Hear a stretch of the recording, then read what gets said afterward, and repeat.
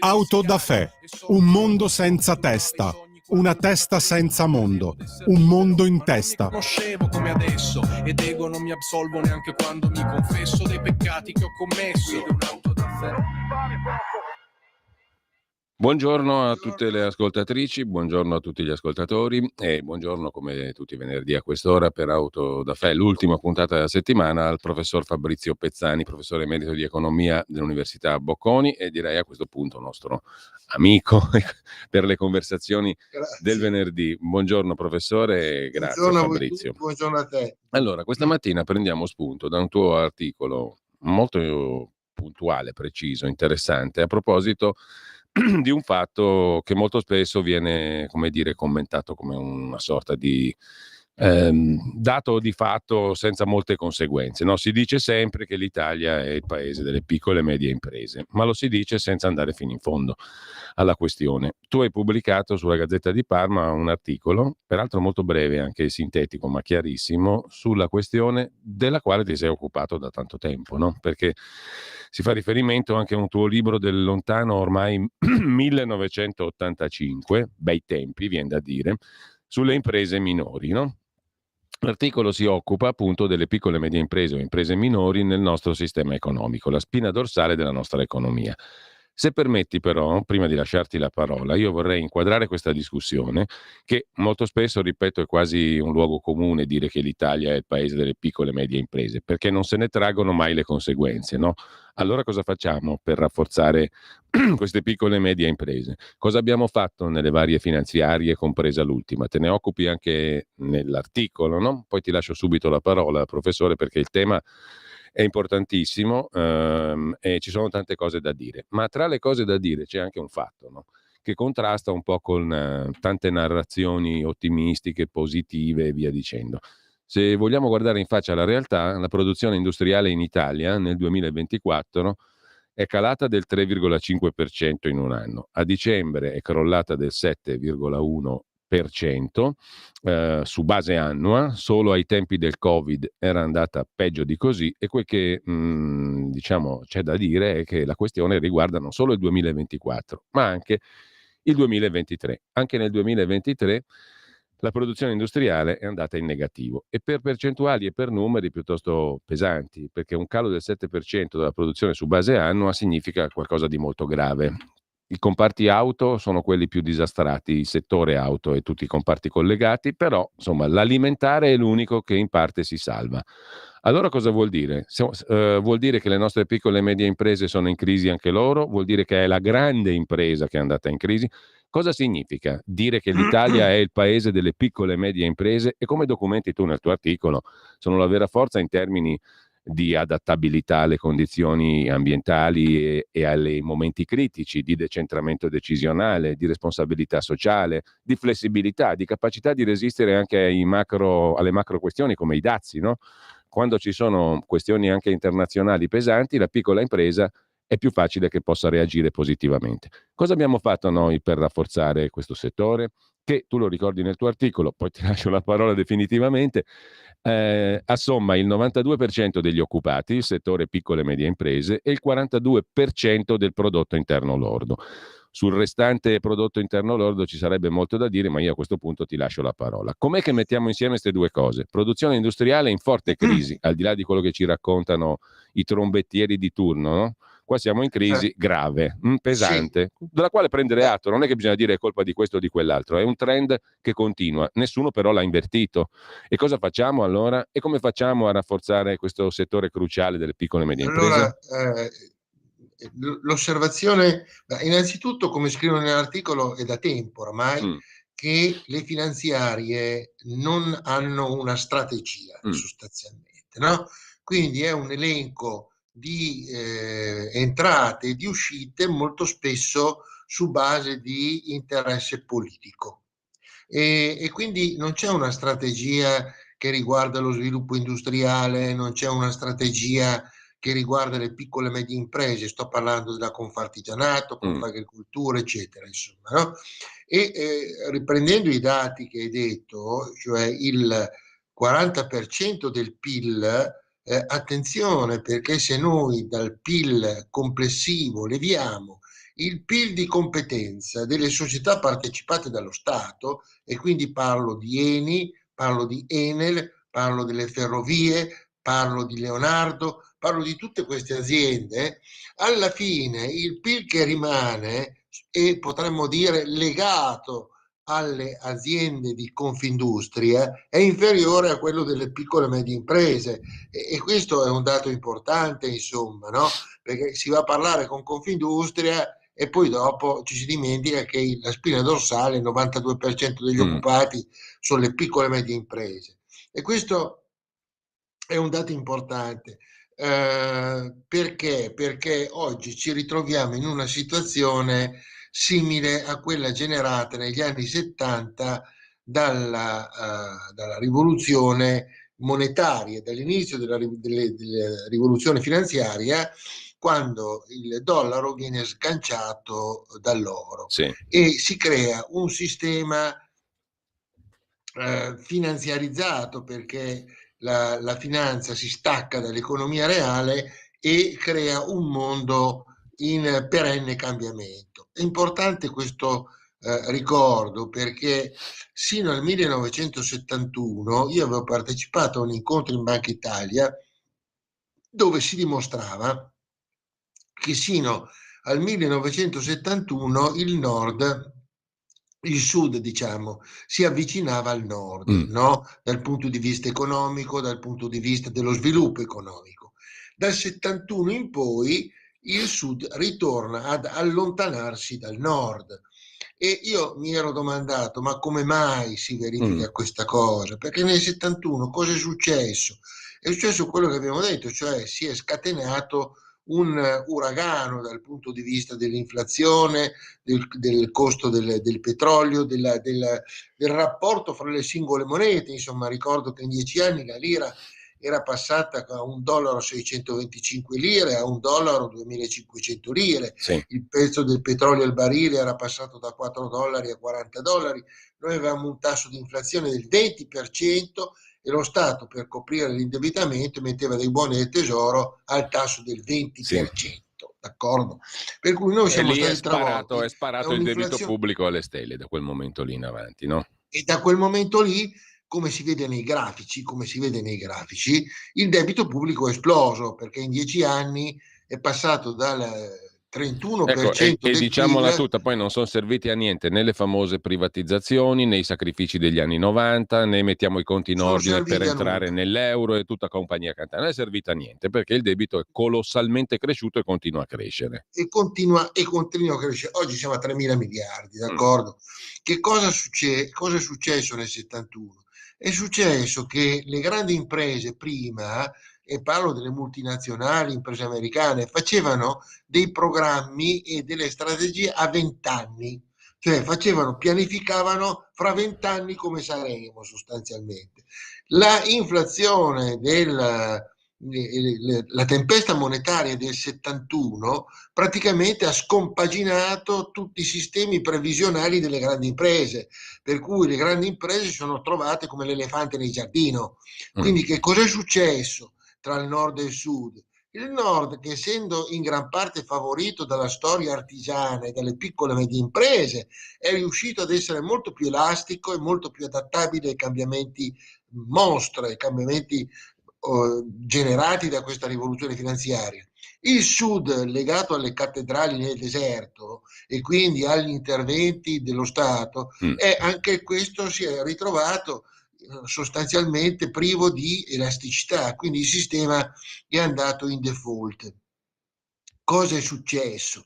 È successo che in quegli anni è venuto fuori un filone di studi sulla piccola e media imprese chiamato il piccolo è bello, small is beautiful.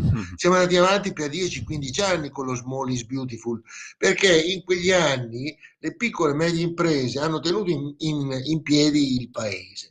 Ora è successo poi che le grandi imprese sono ritornate ad avere un potere contrattuale e hanno mantenuto un potere contrattuale, con l'aggravante che lo Stato ha ceduto significative parti delle sue imprese, ma le entrate derivanti da queste alienazioni di beni, di imprese, non è servito a ridurre il debito. Quindi noi ci troviamo in questa situazione ad avere diminuito. Se noi prendiamo uno stato patrimoniale dove da una parte c'è il valore del tuo patrimonio e dall'altra parte c'è il tuo capitale e il debito, noi sostanzialmente abbiamo diminuito il valore del patrimonio e aumentato il debito. Quindi in sostanza cosa abbiamo fatto? Dal punto di vista ragionieristico diremmo che noi ci siamo mangiati il capitale, ci stiamo mangiando una parte del capitale, perché se tu vendi dei beni e non risani con l'intervento delle entrate vendendo dei beni, il tuo debito aumenta ma il tuo patrimonio diminuisce perché non ce l'hai più e l'hai venduto, e quindi in sostanza tu ti stai mangiando il capitale, e questa è la realtà del paese. Ora, che cosa è successo? È successo che con la finanziarizzazione dell'economia reale e quello che abbiamo detto, cioè il passaggio dei beni produttivi nei paesi dell'est, ha generato una situazione ancora una volta di imprevedibilità.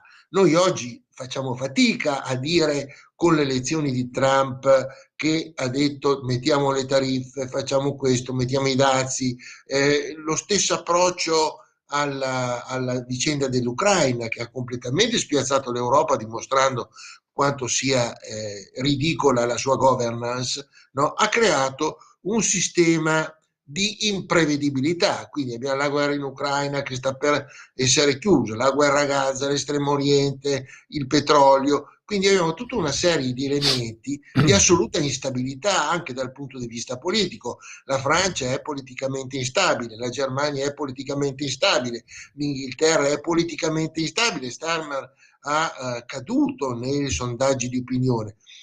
L'Italia è più stabile da questo punto di vista, ma è un paese, fra virgolette, che non ha una visione politica in questo senso, no? Cioè ha una visione, lo dicevo, più di occupazione del potere. Quello che sta facendo Trump sostanzialmente è quello di eliminare tutti gli oppositori, d'accordo? Per cui fa fuori tutti i congressi, i comitati confederali, eccetera. Insomma, leggevo ieri che sono in uscita dalla CIA 72.000 persone che hanno scelto di uscire grazie a una sorta di scivolo che il governo ha fatto. Cioè, stiamo parlando di 72.000 persone della CIA che vanno fuori. E ricordavo come il Washington, il Kennedy Center, cioè il Kennedy Center è stato sempre un punto di riferimento del pensiero americano, di Boston, eccetera. Beh, Trump che cosa ha fatto? Ha azzerato il consiglio di amministrazione, via tutti, si è messo lui come presidente e nel consiglio di amministrazione si è messo gli amici e le mogli degli amici, sostanzialmente. Questo è il processo che Trump sta seguendo negli Stati Uniti. C'è una cosa su cui riflettevo ieri, e che è questo, e cioè se noi prendiamo il governo degli Stati Uniti, no? Tutti coloro, a partire dal presidente degli Stati Uniti, tutti quelli che Trump ha nominato sono tutti strettamente uomini d'affari e non c'è un solo politico. E questo è curioso perché Biden a suo modo era un politico, Kamala Harris a suo modo era un politico, Obama a suo modo era un politico. Quindi non abbiamo figure politiche nel governo degli Stati Uniti. E questo quantomeno è, fra virgolette, allarmante, cioè abbiamo un modello di sviluppo di carattere economico che ragiona strettamente sui costi-benefici. Non è che i politici abbiano dato gran prova, no professore, non è che i politici che hai citato abbiano dato gran prova di saper fare politica utile per il popolo, per carità, però insomma, no? Non è che il politico puro sia garanzia di ricette efficaci.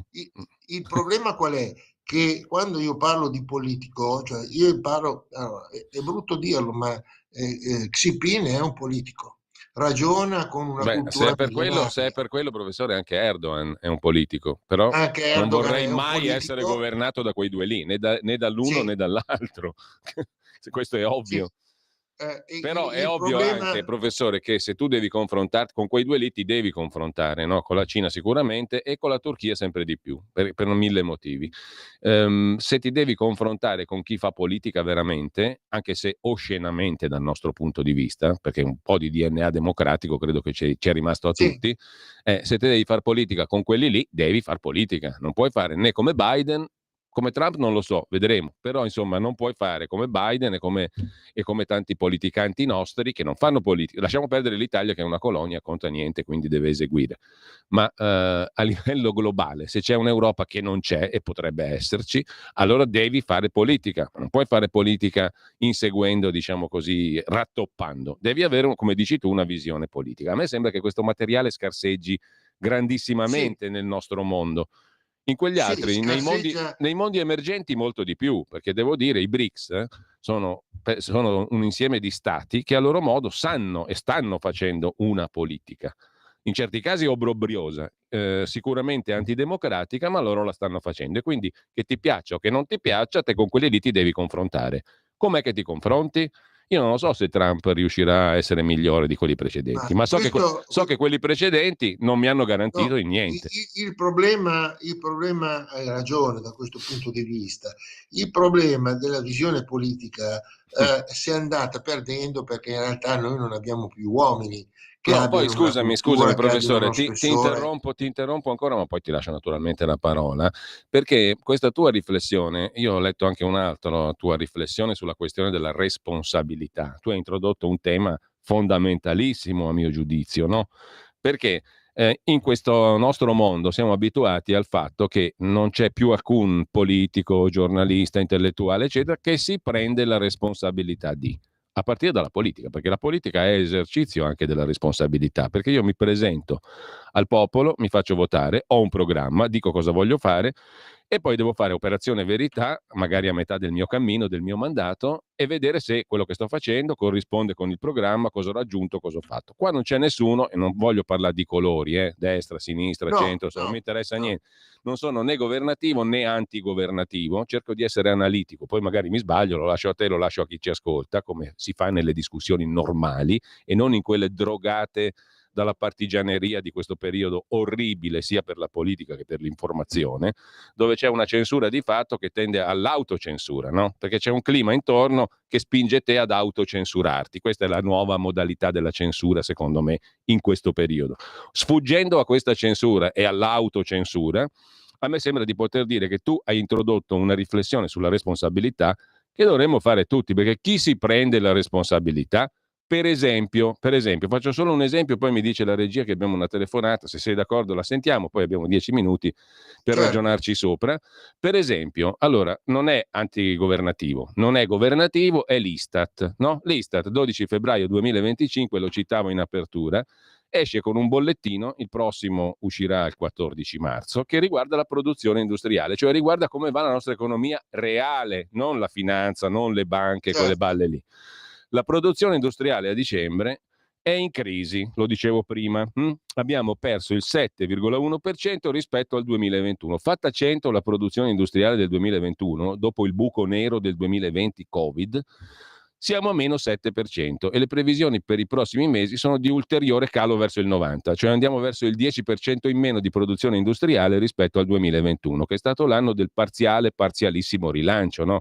Dopo il buco, tanto per dare un'idea agli ascoltatori, se la produzione industriale era 100 nel 21, a cavallo dei mesi del Covid è scesa giù sotto il 70. Abbiamo perso il 30% di produzione industriale, una botta terrificante. Ci siamo ritirati su verso il 95-96 a fine 2020, siamo arrivati a stento a 100 nel 2021, siamo a 93 adesso e stiamo andando giù, di nuovo verso il 90. Questo per fare una sintesi estrema. Quali sono gli unici settori di attività economica che registrano incrementi, a parte l'attività estrattiva che è marginale? La fornitura di energia elettrica e gas, cioè le nostre bollette, che sono rincaratissime, te credo che quelli fanno profitto perché le bollette sono esplose, mentre mezzi di trasporto meno 23%. E poi, e qui entriamo nel campo anche delle piccole e medie imprese, tessile, abbigliamento, pelle, accessori, meno 18%. Metallurgia, fabbricazione di prodotti di metallo, meno 14%, la base industriale.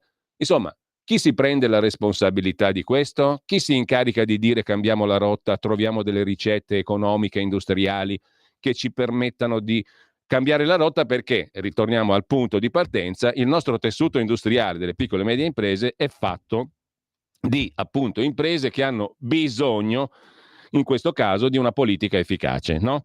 Non mi interessa niente che facciano più 5% i fornitori di energia elettrica e gas. Sono monopolisti, noi non possiamo scappare. Ci hanno inventato, professore, sta bella favola del libero mercato dove te non puoi decidere niente se non di essere salassato. Certo, No? certo. Allora, dov'è il libero mercato? Non c'è.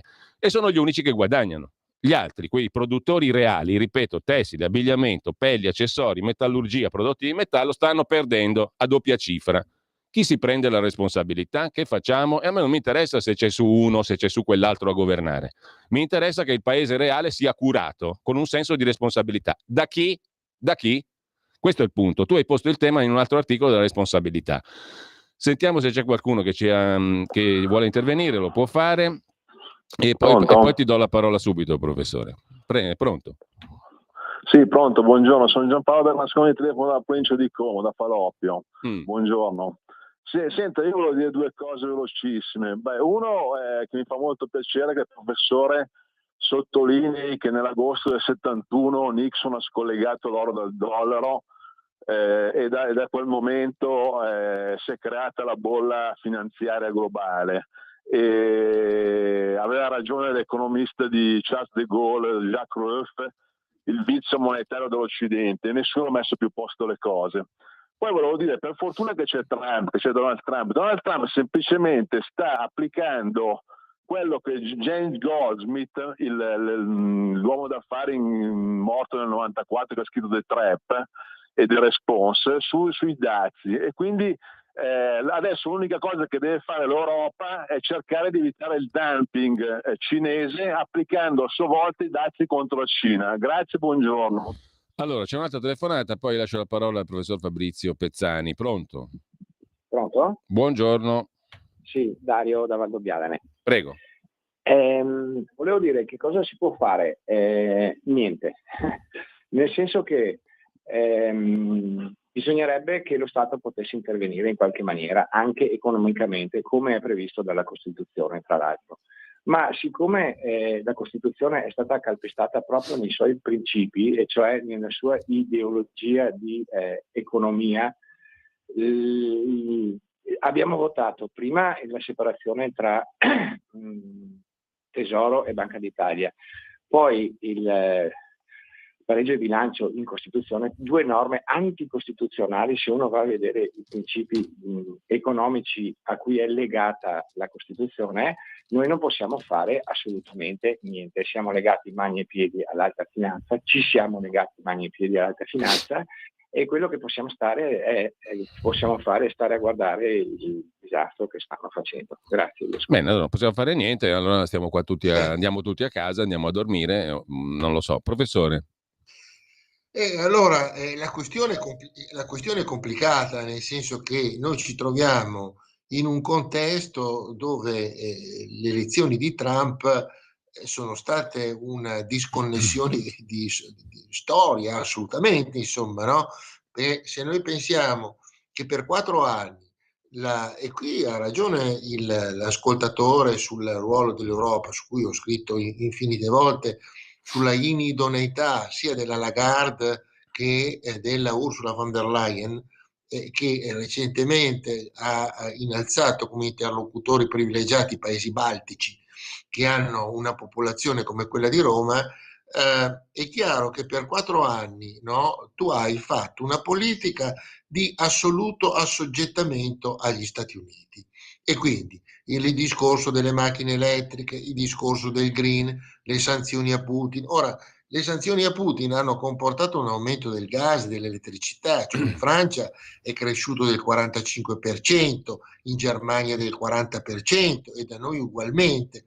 Ora, la posizione di Trump in un qualche modo sta scombinando gli equilibri di prima, perché in sostanza l'Europa, che ha sacrificato sull'altare della guerra dell'Ucraina la sua produzione industriale, perché il calo, diciamo, non il crollo, il calo della produzione industriale è derivato dall'aumento delle materie prime, quindi da gas, luce, petrolio, eccetera, insomma, no?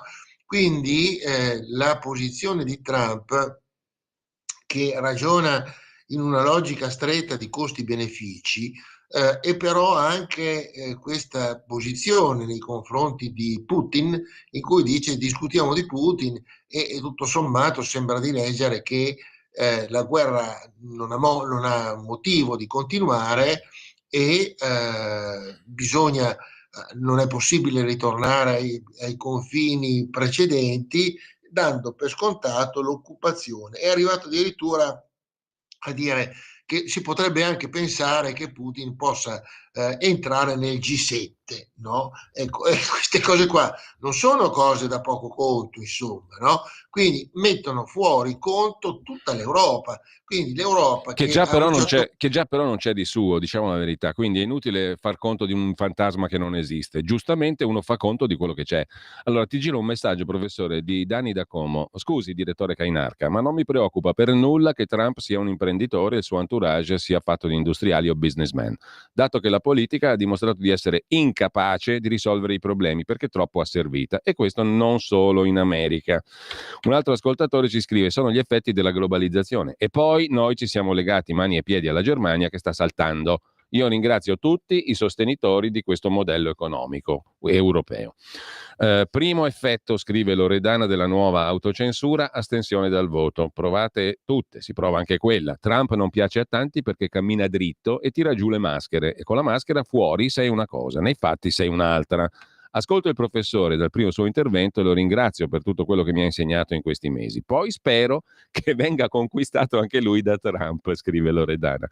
Ti giro i messaggi per come arrivano, perché per fortuna questa qui è rimasta una piccola oasi di libertà, mettiamola così. Ormai la libertà è talmente assottigliata che te appena ne trovi una goccia ti ci attacchi e la bevi tutta, no?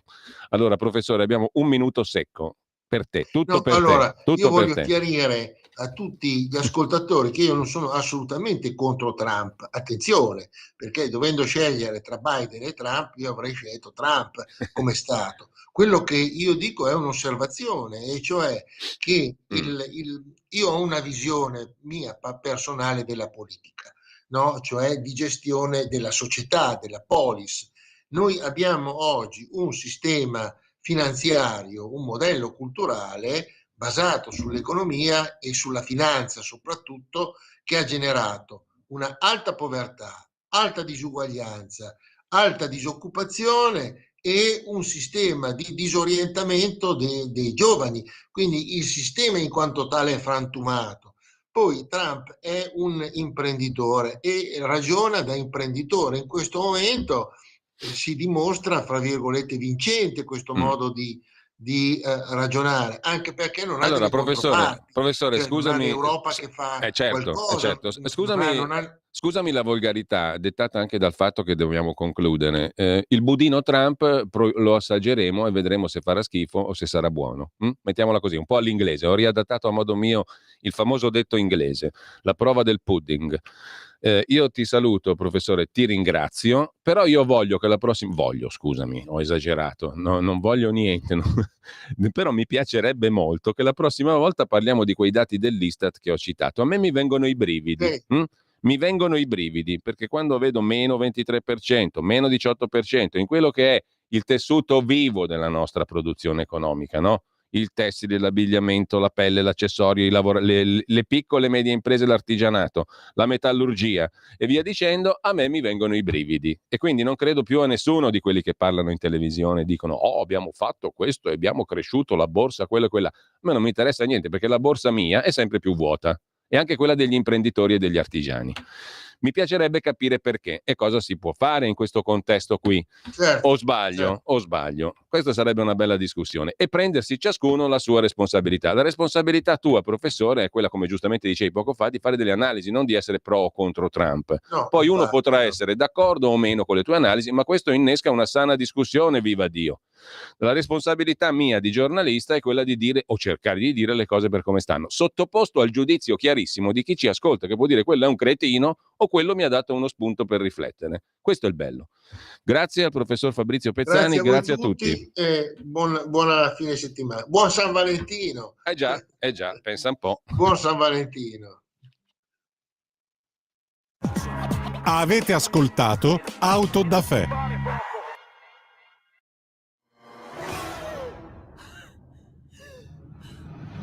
Pensa a respirare.